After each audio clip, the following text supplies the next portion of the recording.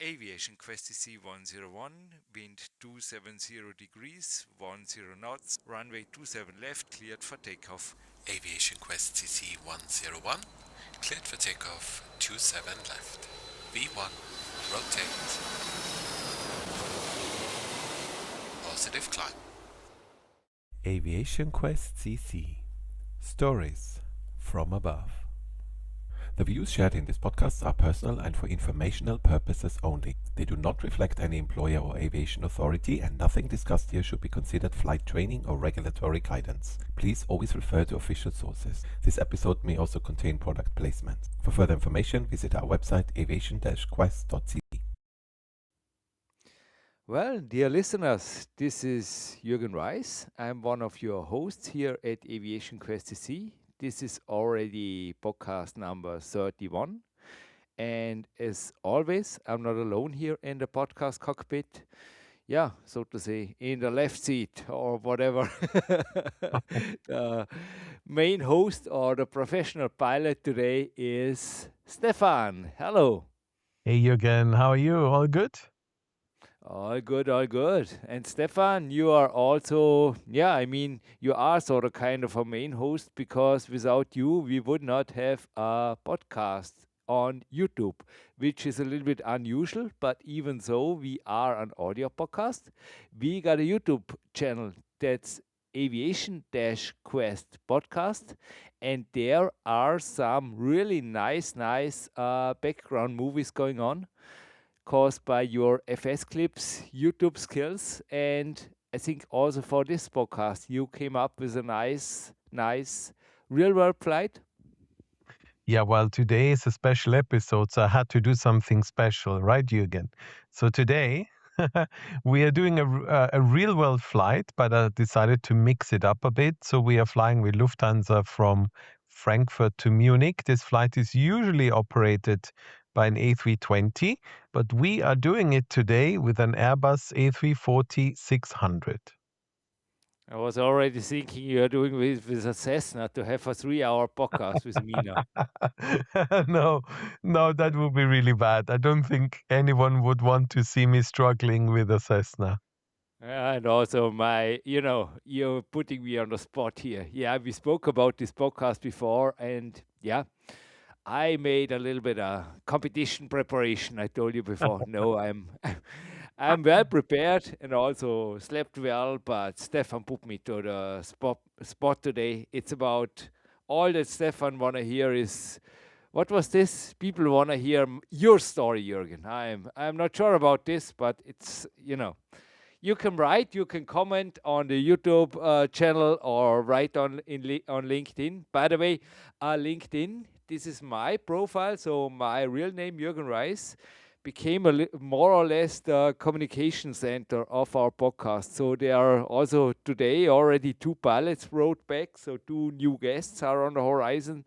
So if you want to be interviewed here, so like me today, to get yourself in an uncomfortable position or whatever, just write on LinkedIn. And yeah, as I said, LinkedIn is more and more I think it's the center of communication here. Yeah, it's weird how that has turned out, huh? But yeah, if that's how people want to get in touch, then why not? So yes, like Jürgen said, we've talked a lot about myself, about my career, about my flying, but we've never ever talked about Jürgen. And Jürgen, in my opinion, your career is way more interesting than mine. You've achieved things that I think deserve a huge amount of respect. I've always thought what you've achieved in your life is very remarkable, and so I really wanted to dig down a bit because you know what it's like. We kept in touch, but there was never really because we lived in different countries and there was never a close relationship during that time, and I never really got to go with you through all the details of how it all happened, how you got where you are today, and all that stuff. So today I want to ask you lots of questions about your life and your career, if that's okay with you. It was funny. Sorry that I came. You just my mind was wandering. Throughout my World Cup years, I think I was still competing. I'm not sure if I was in the World Cup or if it was shortly afterwards. But you dropped into my Facebook account, which is, by the way, no longer active. But you dropped into my Facebook account asking, "Is this really you, Jürgen?" I think you were doubting that there is another. Yeah, yes, I changed a little bit since we last met after high school. Yeah, or sorry, middle school. Middle school, yes. Well, let's go back to that time because I'm really interested in this. So, for those of you who don't know, Jürgen and I, we know each other because we went to middle school together. So we were little boys, pre-teenage boys, going to school together. We had a nice relationship. I remember spending a lot of time, during break hours, laughing with you. I remember when we had the ski trip with the school, we had a lot of fun together. But the one thing I do not remember is you being a very sporty person. I think I'm allowed to say that. So the first question really is how did this happen? How did you how did you develop this skill, and when did this happen, and how did you discover all this passion? And I guess initially it was just a hobby for you, the sport. And how and when did all this become your profession, your career, and you ended up in one of the best in the world? So tell me through this process from this little boy who, in my memory, did not have much interest in sport to one of the best in the world. Yeah, I mean, it was. I went to another school and afterwards started apprenticeship as a clerk, an office assistant, and obviously was sitting a lot. And a neighbor friend here said, I don't know, he was in the same position like me, literally also office job. Why don't we train? And we went to the fitness parkour here nearby, and don't know, we liked it. And he said, yeah, we could do this daily. And I said, yeah, we could. And already, I don't know, I think I forgot about it. The next day, he suddenly showed up and said, hey, do you remember? I said, daily. And I said, oh, yeah. Okay, okay. And from this day on, we really almost daily. I mean, there were some certainly life is life. There were some exceptions, but we almost daily trained. I think for almost 3 years, if I get this right, into the fitness in this fitness track. By the way, we pre-recorded one of our intros. I just don't know which one it was there in this wood. And yeah, in this fitness track, I really made, I don't know, I think over the years thousands of push-ups and pull-ups, obviously, and laddering and stuff like this. And this became a little bit, so to say, the foundation of what was happening later. Because after the apprenticeship, by the way, I was already a glider pilot there. Sorry for mixing topics there. But there was a new employee, and I call him today my climbing mentor. And he was one of the best climbers in our region and also competed. And there somehow, I don't know, he became my climbing god. and, and one day he took me there up to a rock, and yeah, I just loved it. I loved it. I was struggling hard at the beginning, but from the very beginning on, I was in a group of really, really competitive, ambitious. I was in a group in a climbing group of the best here in my region. And I think it was only 7 months later I won my first regional championship, and this was was quite amazing. I also shocked some people here, climbing for years. But certainly this was also due to the fitness track stuff we did the years before. There was, so to say, my fitness foundation.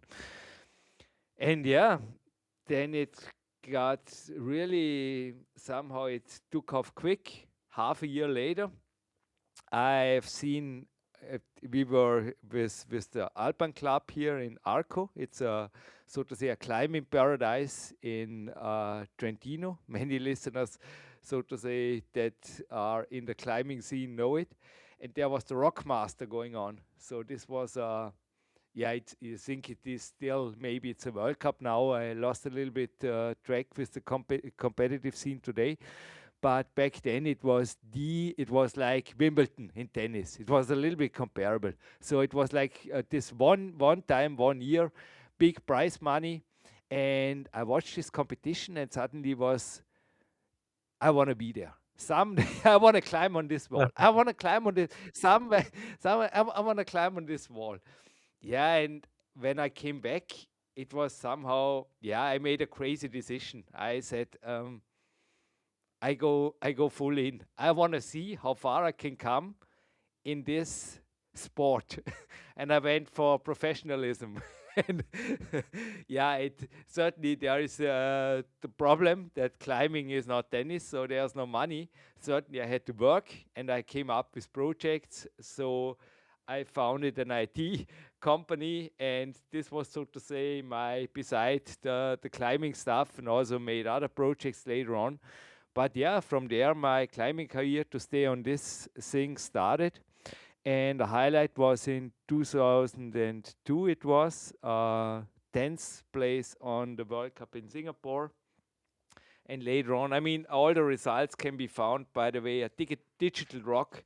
They still have, so to say, a good old homepage where listeners can find this. I think it's 4 or 5 pages of, yeah, and yeah, I don't know. I marked out some other highlights. Oh yeah, there it was. Another highlight was Marbella. I went to the 15th place in the World Cup. It was in 2006. And ninth place in Serre-Chevalier was also a great thing. Yeah, and in the last years, I even returned to the Arco Wall, even though it was the Masters. It was a little bit another competition format than before. It was, so to say, I was in a Masters before the main event, but at least I made it back. I made my dream come true in the very end of my career to get back to this Arco Wall, even though it was more or less symbolic, but because the highlights of my career were back in the World Cup. But yes, I mean, I climbed World Cups, I climbed World Championships, I climbed European Championships, and I was a person Stefan didn't recognize anymore at Facebook. Well, you looked very different. Your physique had changed a lot. So if A little bit, a a little bit. little bit. So let me Since high school, yeah. When I look at this photograph, you might be right. yes. So, I mean, let me take you back to the beginning again. Your journey from, this club, your local club, to the World Cup. Was it something that came very easy? Were there times where your performance maybe went down or plateaued? Was there a lot of difficulty to overcome, or were you just a born climber? Yeah, maybe I was a born climber, but I underestimated especially the mental thing. I mean, in my I wrote 7 books, by the way, and my seventh book was a mental training book, and I went there into more detail about this time after winning my first regional or local championship here. There was a series of competitions I messed up, and I messed up more and more and more. So it was getting worse. And yeah, I mean, the environment on a competition, Stefan, it's highly structured, highly demanding, and really unforgiving. You perform or you don't. There's no interpretation or something. It's, don't know. It's, and I really had to learn to deal with high pressure situations. And a lot of help was, yeah, my father, my main mentor in life, so to say, had the idea in 1997.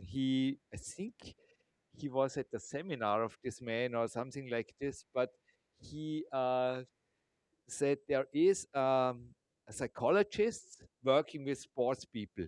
Said somebody with tennis or some, but go to him, and he might help you out. And it was quite a drive from here, but this man by the name of Dr. Martin Nicolussi, he seemed to be really a grounded person, and talked in a calm and normal way, and asked me. I mean, the first session was anyway just without any obligations. I'm free, and just offered me, yeah, he can teach me autogenic training and work on other mental trainings techniques that might help me.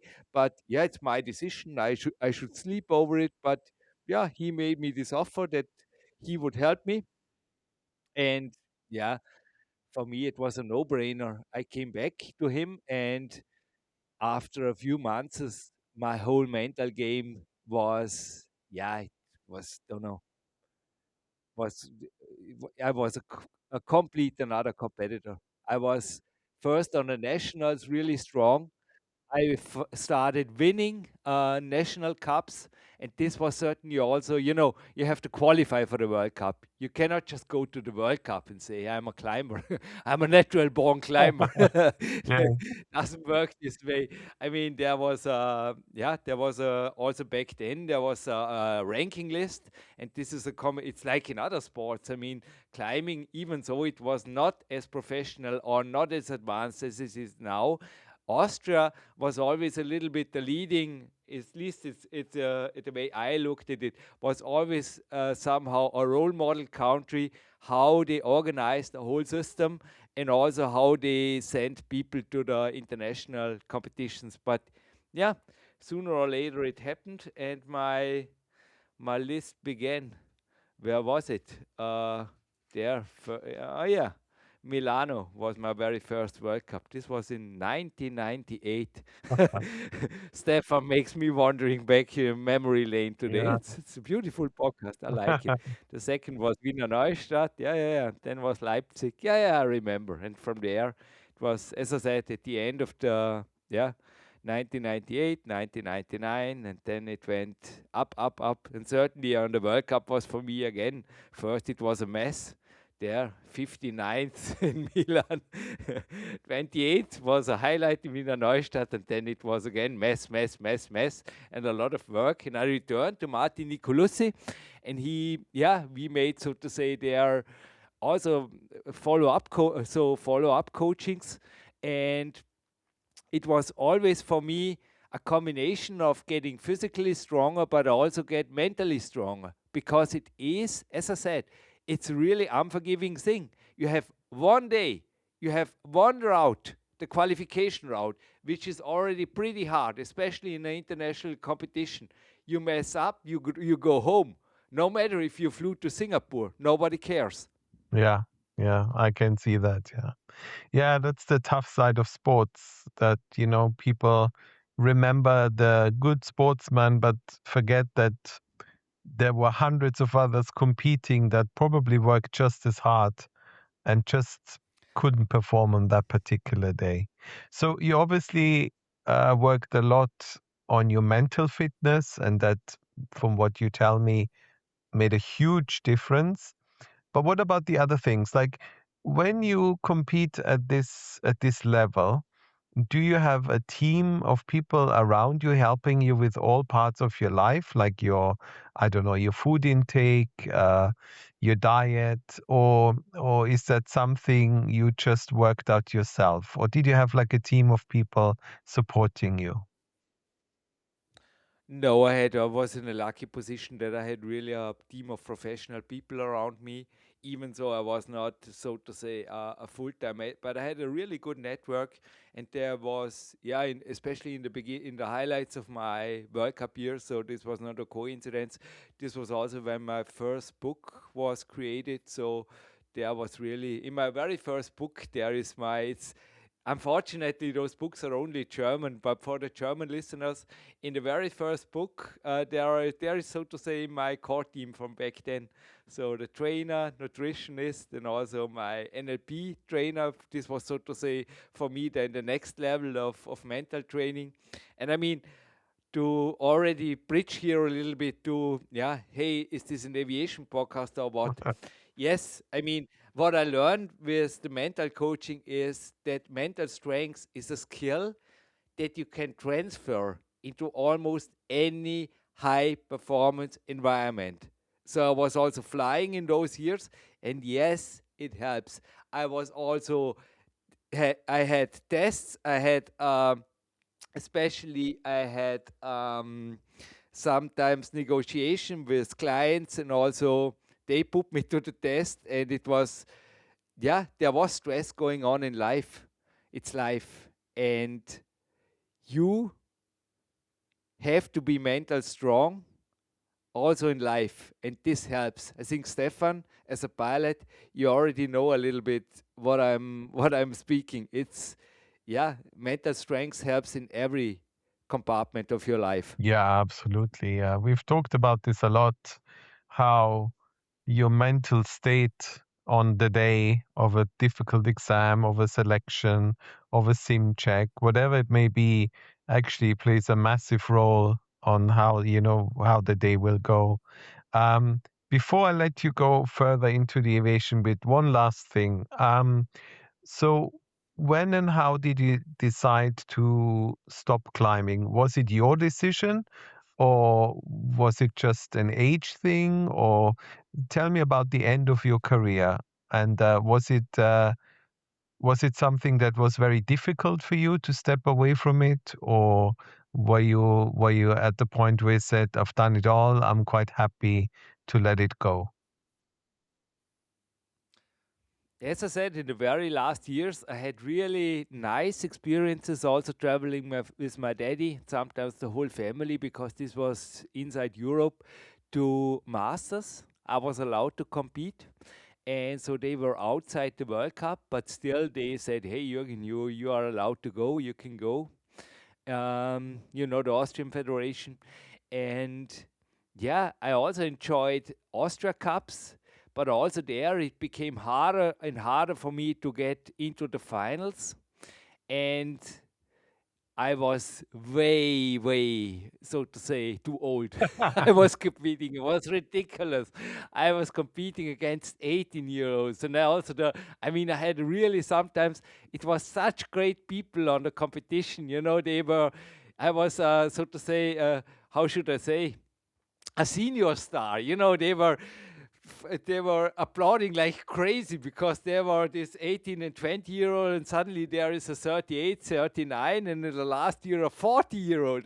This was, I don't think, anybody corrected me in this, but I was the only 40-year-old that was ever in Austria competing in the real adults class of an Austrian championship. Maybe things have changed, but back then I never had another statistics. And yeah, in the very last year when I was 40, I climbed again into our finals here in my local ball in Dortmund. It was a great experience. After that, there was an Austrian Championships in Innsbruck where I messed up. I say it straight way forward. Even though I was in good shape, everything was right, but I just felt that the body was too old. Climbing is, I simplify here things a little bit from the sports scientific background, but climbing is not marathon. Climbing is depends on maximum strength, boulder strength, and there is a natural age limit. Nowadays maybe also you cannot do a marathon until I have no clue of marathon, but it's not an endurance sport. So it became also in the last years the sport changed. It became more and more toward maximum and power and explosive strengths. So all the things you have biologically a harder and harder job. So you can imagine the sports was getting harder and my body was getting older. Yeah, and this beautiful weekend in my daddy, my family was there, and I said, yeah, I think, yeah, it's okay. No, I have to correct. I wanted to have one more winter and competed again, but when I was starting the preparation afterwards, it was also I felt it was over and I followed my heart. But certainly it was hard, but it was, yeah, also somehow a transition in some other. I started calisthenics and own bodyweight training. And this is, by the way, still the way I train now. Today I also spent almost 2 hours in the gymnastic hall, and the youngsters were wondering what I was preparing there and learning. I had a couple of English papers around me, and maybe they are the papers they are now in front of the on the desk. Yeah, I don't know.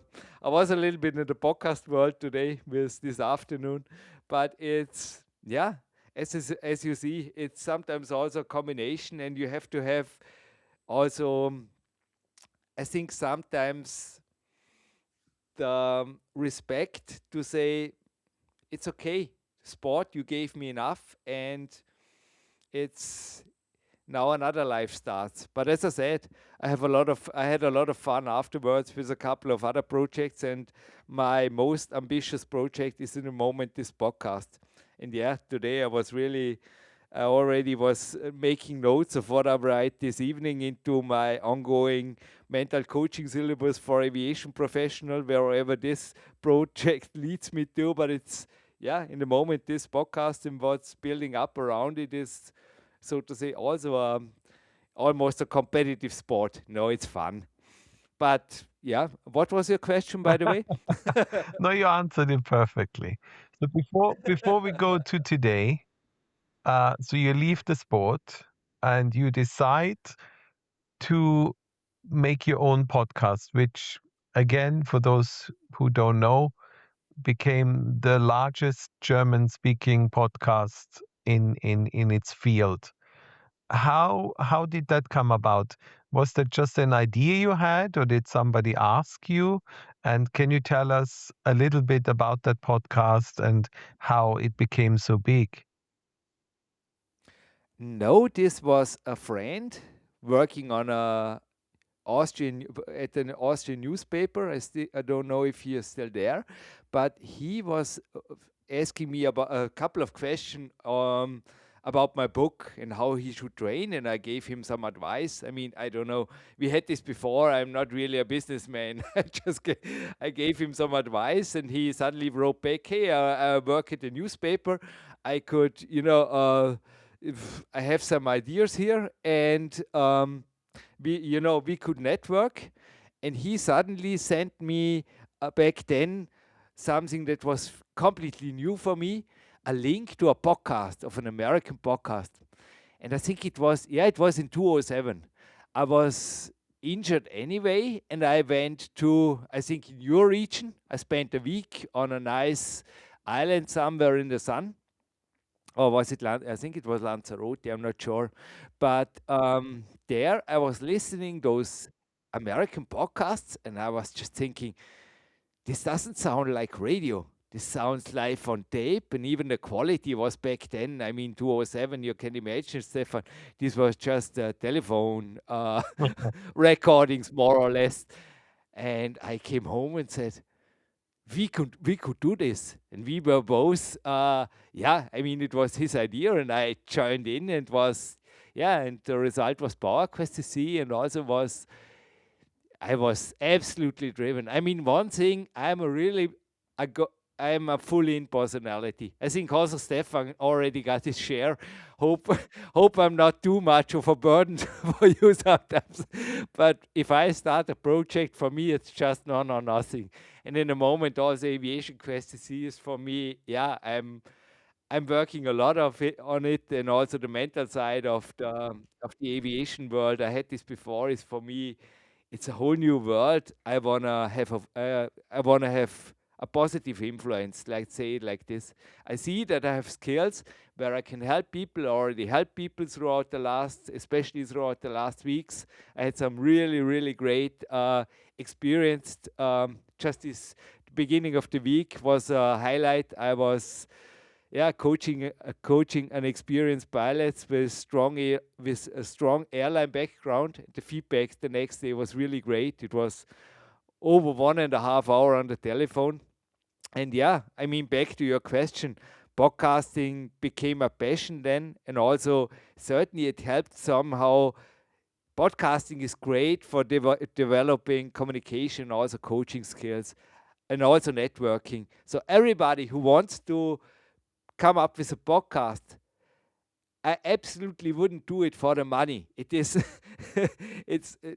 don't know. I never did it for the money, but it's such a great networking and also testing your own mental strengths and your own live on tape communication strengths. I think there is no better way for real life communication training under a high pressure situation, whatever this is. I don't feel in the moment like under high pressure situation, but it's always what you make of it. But by the end of the day, it is live on tape. I mean, if I mess up, I mess up. But this is podcasting. But I had really so much fun and so much guests.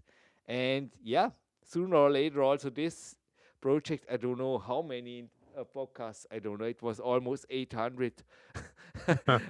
And I also, yeah, I'm still a host of another project, of a German project, of a German podcast. Yeah, podcasting certainly became a passion. Very cool. And you started way before. I mean, it seems to me these days everybody has a podcast. Everybody who wants Late 2007. yeah, Yeah, this was still the experimental phase, especially here in Europe. yeah, way ahead of the curve. So that's great. That's great to hear. Well, then let's bring you to today. So obviously you're part of this podcast, which makes me very happy. You have decided to talk about aviation instead of sports. So I guess we all know, people that are here on a regular basis, that aviation is obviously a big passion of yours. Um, do you think you're just gonna replace aviation completely with your sporting background, or do you think there's still space for some sporting podcasts, sporting projects, or are you just all in now on aviation? I would answer this question now really podcast specific for Aviation-Quest.cc. I mean, the physical side for me, for my person, matters a lot. But if I speak to the aviators here today, maybe also interested in me as a coach, I see it today more as a support layer for mental performance. So my goal is really to focus on mental coaching for aviation. So this is, so to say, I myself, I will always train daily, and I can highly recommend also all the pilots out there to stay physically active.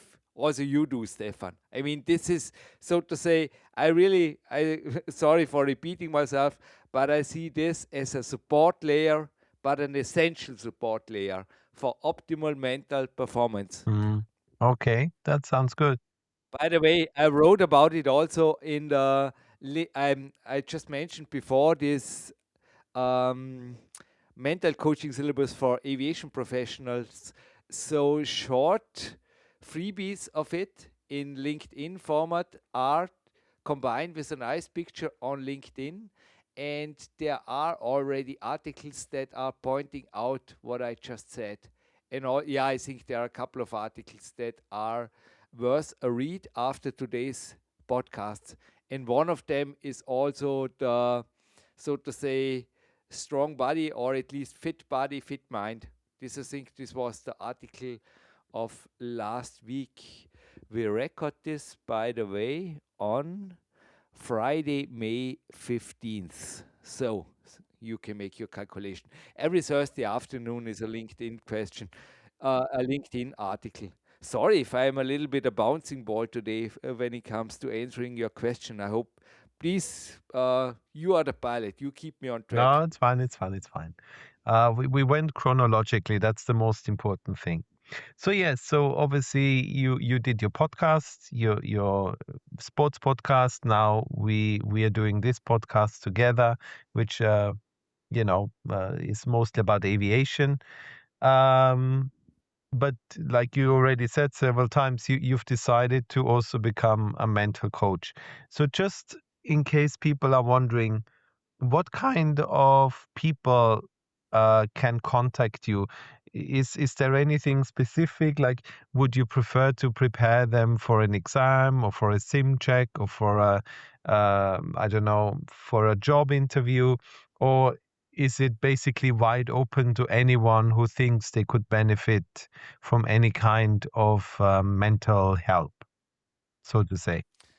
Uh, Mental health is a thing I would say is for a psychologist. Yeah, no, I'm I a meant mental not coach. not in I'm that only sense. working Yes. with mental healthy person who want to get a optimum from what's already in them.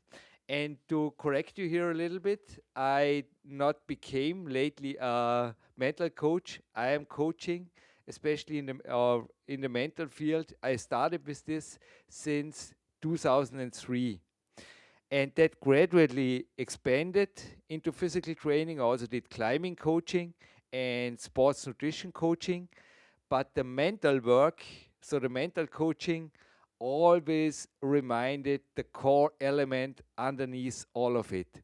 I think this sums it up. And I mean, what was a trigger point, so to say, a trigger that led to this mental coaching syllabus was a conversation with you, Stefan. I don't know if you even remember, but it was in late 2024. And I had a conversation with you how a mental coach could help pilots. I don't know if you I remember. do remember, yes. I do remember. Okay, and afterwards, I came up with a huge mind map, and I don't think I have sent it to you because it was in crazy handwriting. But I made a photo, so I still have it here. I still have it here. And I was in the preparation of this podcast. I was suddenly, did I keep this up? And yes, I found it. It was here in one of my folder. It was, so to say, also in my basic, in the first files that were created for this podcast project. And this, um, I mean, it became clearer and clearer for me month by month that I want to have really a positive impact as a mental coach, because this is where I can be of the most value for professional aviators. And yeah, I think it was in February I started really more and more intensely working on this mental coaching syllabus, which is, so to say, my own operational manual for my coachings. And yeah, in the last weeks, I said it before, it's for me all or nothing. I was working on it twice a day normally, so one session in the morning, another in the evening, and it has grown to over 150 pages, and there is a lot of, yeah, it's really a lot of deep dives, and I'm really, as you can imagine, Stefan, I'm well set up for a lot of coaching scenarios. Good, Already. good stuff. Good stuff. Right. Well, we've already reached, well, we've actually gone a bit further than we usually do with the 30 minutes. So you mean it's getting boring, you're right? No, no, no, no, no, no. But we've given everyone a bit of an idea of what your background is, what you did, what you're doing, and I think we can all agree you've had a remarkable life, very impressive. I've always been very impressed and yeah, very humbled by what you've achieved. You know, from the two little boys that were sitting in the schoolyard laughing about nonsense to I remember, I remember this sunny afternoon, Stefan. Sorry for yes, interrupting you, but we were sitting. I think was this soccer? I think the English is it soccer? Yes, the class were playing soccer because the two of us were sitting nearby, and somehow weren't we the goalkeepers, or one of us were the goalkeepers, and suddenly the ball was rolling in the speed of, I don't know, it was just that it was rolling to the into the goal, and it was quite embarrassing. Do you remember this? yeah, I think so. Yes, yeah, We were both laughing, and once again the sports teacher just shook his head, and yeah. yeah. This is the We did everything apart okay. from sports. Yeah. Welcome, Well, it welcome. was fun. I had a great time. Anyway, Jürgen, thank you so much for your time. Thank you for sharing your sort of life story with us. And yeah, if like Jürgen said, if you want to benefit from his experience, if you feel that he could be of help, just contact him. Jürgen is not. I'm sure he doesn't mind me saying he's like a businessman in any sense. He usually will talk to you for an hour or so completely for free, just to figure out what's going on. So This is true. Yes. So this is really yeah, true. And the most convenient way is LinkedIn. So there is even my CV. So my LinkedIn profile, I put some work in it. I think it's really, yeah, there is some quality going on. And also, as I said, there are two PDF uploads, a shorter and a more structure, or a more I think the larger CV got even 4 pages. And certainly the contact to me is also straightforward. There's a coaching menu button on our Aviation-Quest.cc homepage, and there you can also find at the very end, there's even my telephone number and email address. And yes, the first contact and setup call where we can discuss your goals and how coaching might help you. I keep it like back then with Dr. Martin Nicolussi. This is what I took from him. Is completely free and without any obligation. And yeah, we spend as much time on the phone as we need until you can decide, or yeah, you have to decide nothing. I leave you, as I said, I make this a little bit like Martin Nicolussi, my back then first mental coach. Also, as my strategy, so to say, non-sales strategy, there is no selling. You can come back after sleeping on it, and if you don't, I'm absolutely not mad at you. So there is no obligation, nothing whatsoever. No bad feeling afterwards if you say no, but no thanks. yeah, absolutely. Very good, Jürgen. Well, again, thank you for your time. And just keep on the line. We'll talk a little bit more about the podcast. Yeah, like I said, thank you for sharing this with us. It was super interesting. I learned a lot today. Again, more details about your life, which I think is super interesting. And to everyone else, thank you so much for listening. Thank you for being with us today. And as always, we look forward to having you back in the next podcast. Thank you for listening to Aviation Quest CC Stories from Above. For more information about this episode and everything we do, visit our homepage aviation-quest.cc. We appreciate your time and support, and we'd love to have you back for the next episode. Until then, stay safe, stay curious, and keep your passion for aviation flying high.